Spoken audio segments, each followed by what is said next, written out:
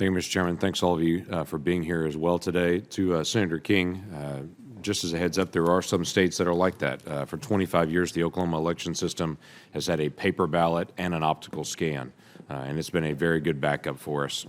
We quickly count because of the optical scan, but we're able to go back and verify because of paper. This is such a big deal, and it's such an ongoing conversation that I'm actually in 2 simultaneous hearings today I'm running back and forth with in the Department of Homeland Security, and what we're dealing with state elections and with state systems is also happening in the HISGAC hearing that I'm also at, including my own Oklahoma CIO that's there testifying today on this same issue. How are we protecting state systems, state elections, and what's happening? I brought this with me today. Y'all are probably, this group's very, very familiar with this email. This is the famous email that Billy Reinhardt got from the DNC while he happened to be on vacation.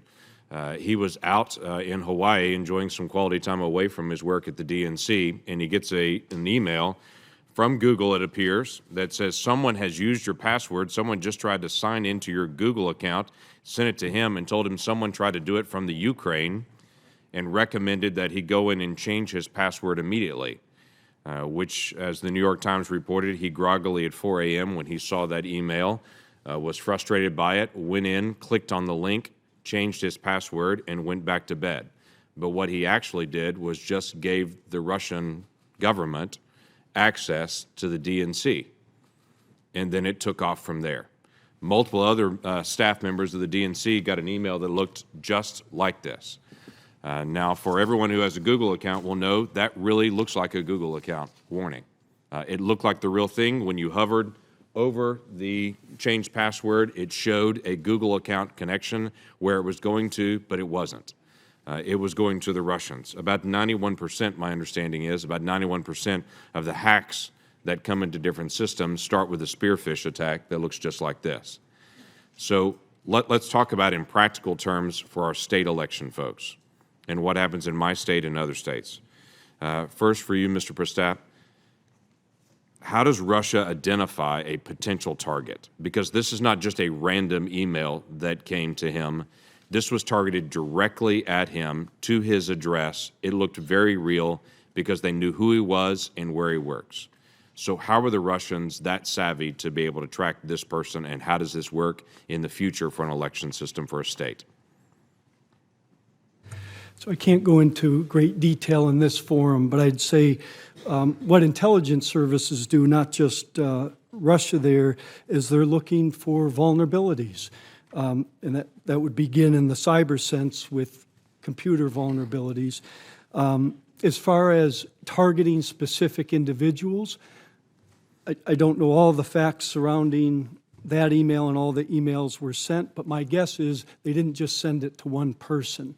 They send an email like that to a whole variety of, just hoping that one would click on it. Right, but how are they getting that information? They go into their website, for instance, and gathering all the emails for it, trying to figure out, are they tracking individuals to get more information so they get something that looks like something they would click on? Yeah, you've hit on it, but a whole variety of ways. They might get it through reviewing open source material, either online or otherwise, but they also collect a lot of information through their through human means as well. So, Ms. Manfred, let me ask you this question. When someone at any location clicks on a link like this, what access to information do they get typically?